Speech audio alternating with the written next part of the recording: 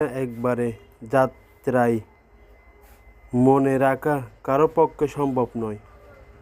তার উপর মহানবী সাল্লাল্লাহু আলাইহি ইসলাম এর আগে কখনো যাননি। তাছাড়াও তিনি একটি কাফেলার কথা বলেন, যারা কিছুদিন পরই মক্কা এসে পৌঁছায়।